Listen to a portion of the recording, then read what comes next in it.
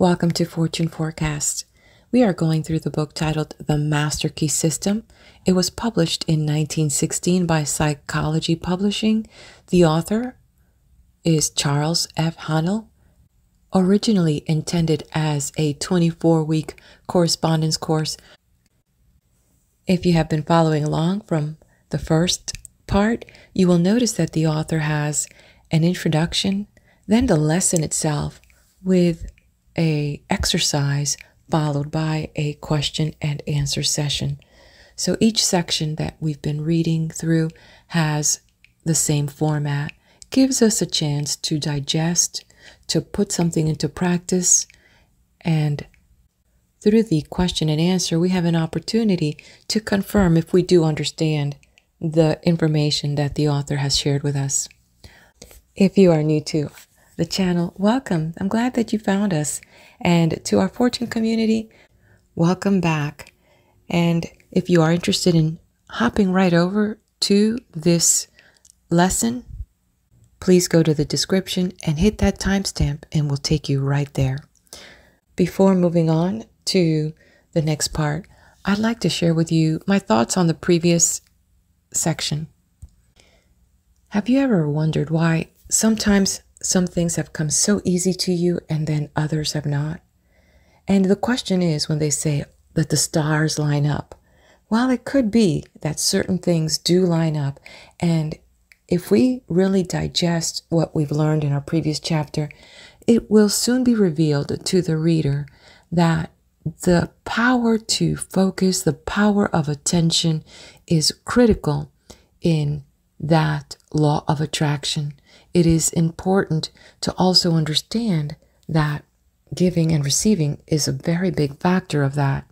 So do go in back to that chapter and see if you can pick up those same nuggets. And what are your opinion? What do you think about that? And what is it really that separates the haves from the have-nots? Could it be something as simple as concentration? Or could it be something as amazing as faith? All right, let me know. I will go ahead now and move on to part 19. Fear is a powerful form of thought. It paralyzes the nerve centers, thus affecting the circulation of the blood. This, in turn, paralyzes the muscular system so that fear affects the entire being, body, brain, and nerve, physical, mental, and muscular. Of course, the way to overcome fear is to become conscious of power. What is this mysterious vital force which we call power? We do not know. But then, neither do we know what electricity is. But we do know that by conforming to the requirements of the law by which electricity is governed, it will be our obedient servant, that it will light up our homes, our cities, run our machinery, and serve us in many useful capacities. And so it is with vital force.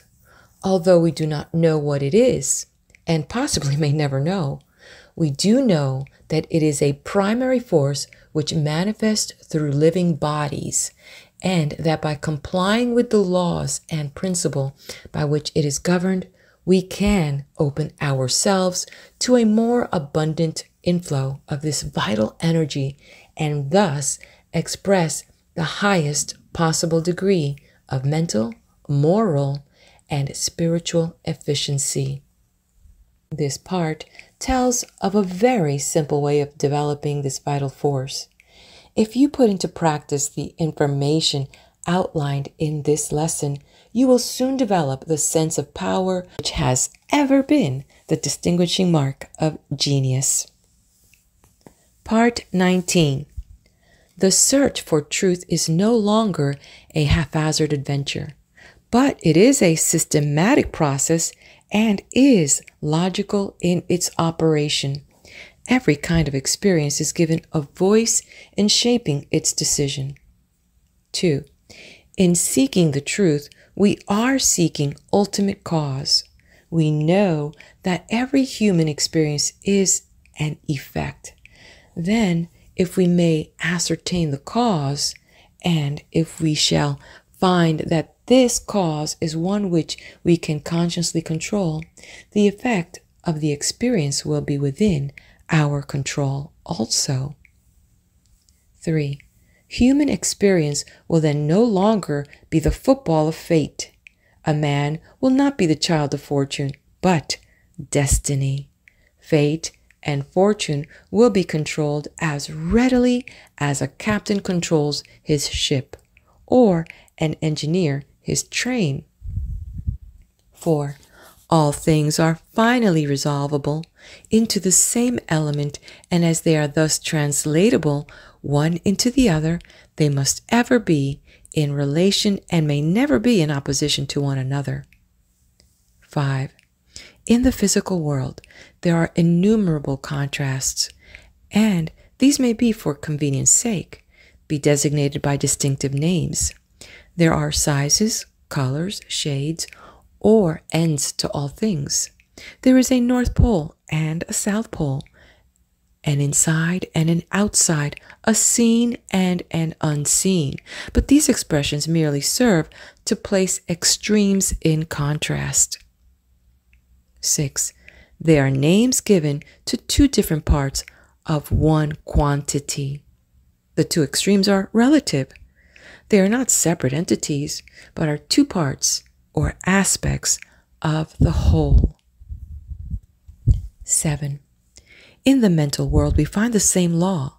We speak of knowledge and ignorance, but ignorance is but a lack of knowledge and is therefore found to be simply a word to express the absence of knowledge. It has no principle in itself. 8. In the moral world, we again find the same law. We speak of good and evil, but good is a reality, something tangible, while evil is found to be simply a negative condition, the absence of good. Evil is sometimes thought to be a very real condition, but it has no principle, no vitality, no life. We know this because it can always be destroyed by good. Just as truth destroys error and light destroys darkness, so evil vanishes when good appears. There is, therefore, but one principle in the moral world. 9. We find exactly the same law obtaining in the spiritual world. We speak of mind and matter as two separate entities, but clearer insight makes it evident that there is but one operative principle, and that is mind. 10. Mind is the real and the eternal. Matter is forever changing. We know that in the eons of time, 100 years is but a day. If we stand in any large city and let the eye rest on the innumerable large and magnificent buildings, the vast array of convenience of modern civilization, we may remember that not one of them was there just over a century ago. And if we could stand on the same spot in 100 years from now, in all probability, we should find that but few of them remained. 11. In the animal kingdom, we find the same law of change. The millions and millions of animals come and go, a few years constituting their span of life. In the plant world, the change is still more rapid. Many plants and nearly all grasses come and go in a single year. When we pass to the inorganic, we expect to find something more substantial, but as we gaze on the apparently solid continent, we are told that it arose from the ocean. We see the giant mountain and are told that the place where it now stands was once a lake. And as we stand in awe before the great cliffs in the Yosemite Valley, we can easily trace the path of the glaciers which carried all before them. 12. We are in the presence of continual change, and we know that this change is but the evolution of the universal mind, the grand process whereby all things are constantly being created anew, and we come to know that matter is but a form which mind takes and is therefore simply a condition. Matter has no principle. Mind is the only principle. 13. We have then come to know that mind is the only principle which is operative in the physical, mental, and spiritual world. 14. We also know that this mind is static, mind at rest. We also know that the ability of the individual to think is his ability to act upon the universal mind and convert it into dynamic mind, or mind in motion. 15. In order to do this, fuel must be applied in the form of food, for man cannot think without eating, and so we find that even a spiritual activity such as thinking cannot be converted into sources of pleasure and profit except by making use of material means. 16. It requires energy of some kind to collect electricity and convert it into a dynamic power. It requires the rays of the sun to give the necessary energy to sustain plant life.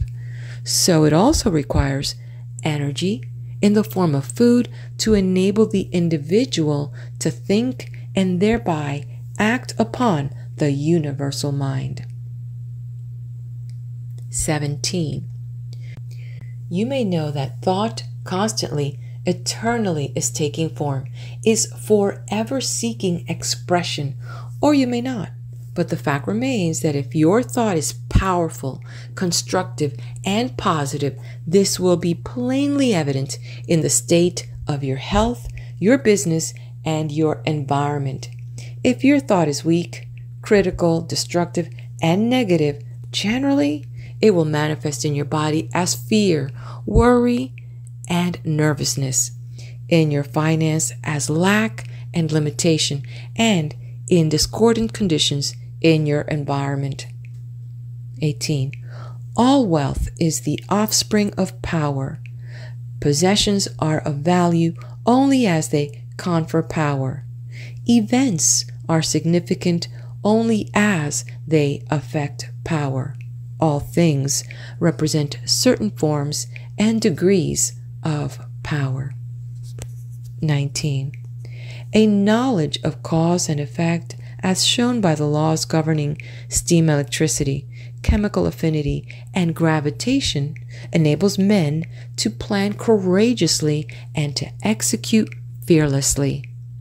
These laws are called natural laws because they govern the physical world, but all power is not physical power. There is also mental power, and there is moral and spiritual power. What are our schools or universities but mental powerhouses, places where power is being developed? 21. As there are many mighty powerhouses for the application of power to ponderous machinery, whereby raw material is collected and converted into the necessities and comforts of life, so the mental powerhouses collect the raw material and cultivate and develop into a power which is infinitely superior to all the forces of nature, marvelous though they may be. 22. What is the raw material which is being collected in these thousands of mental powerhouses all over the world and developed into a power which is evidently controlling every other power? In its static form, it is mind. In its dynamic form, it is thought. 23. This power is superior because it exists on a higher plane, because it has enabled man to discover the law by which these wonderful forces of nature could be harnessed and made to do the work of hundreds and thousands of men. It has enabled man to discover laws whereby time and space have been annihilated and the law of gravitation overcome. 24. Thought is the vital force or energy which is being developed and which has produced such startling results in the last half century as to bring about a world which would be absolutely inconceivable to a man existing only 50 or 25 years ago. If such results have been secured by organizing these mental powerhouses in 50 years, what may not be expected in another 50 years? 25. The substance from which all things are created is infinite in quantity. We know that light travels at the rate of 186,000 miles per second, and we know that there are stars so remote that it takes light 2,000 years to reach us, and we know that such stars exist in all parts of the heaven. We know, too, that this light comes in waves, so that if the ether on which these waves travel was not continuous, the light would fail to reach us. We can then only come to the conclusion that this substance, or ether, or raw material, is universally present. 26.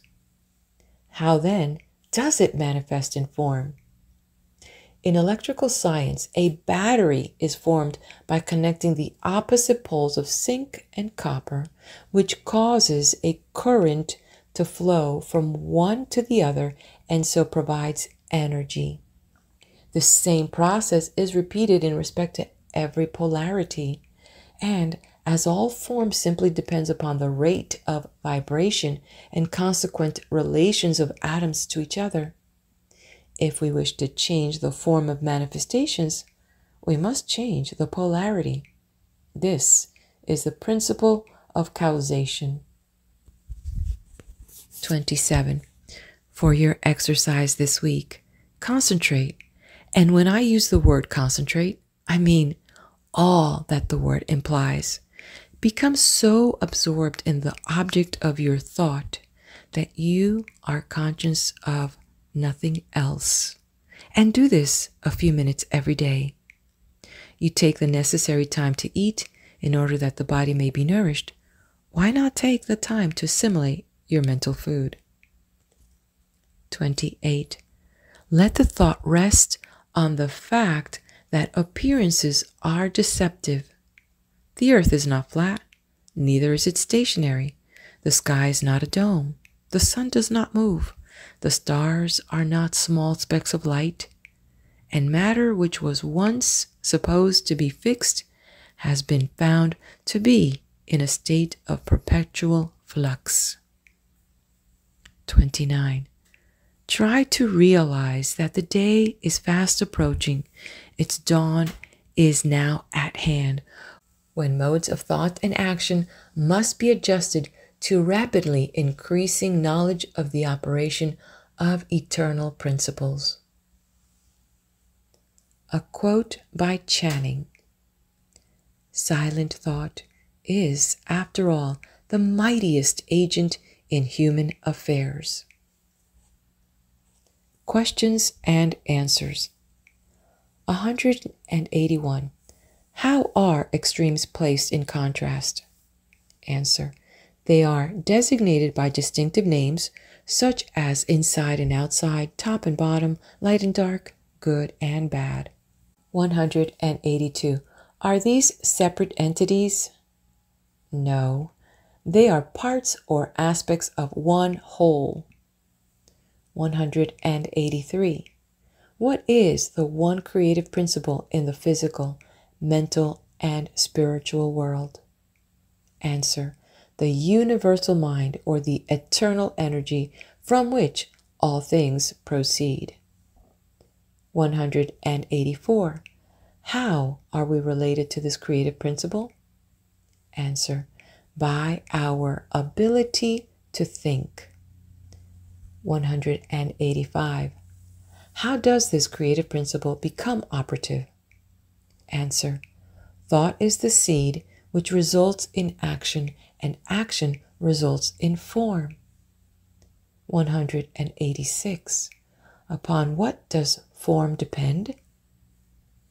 Answer. Upon the rate of vibration. 187. How may the rate of vibration be changed? Answer: by mental action. 188.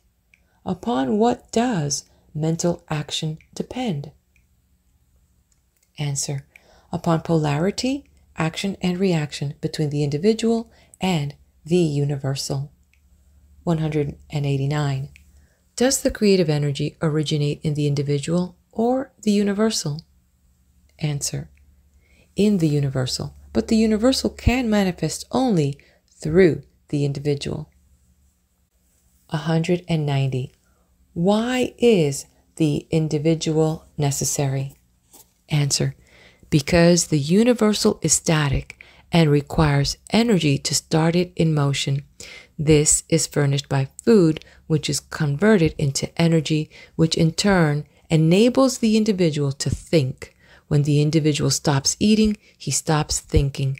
Then he no longer acts upon the universal. There is consequently no longer any action or reaction. The universal is the only pure mind in static form, mind at rest. And this concludes part 19. All right, hopefully you're enjoying this. Go on over to the next video where I will be there with part 20.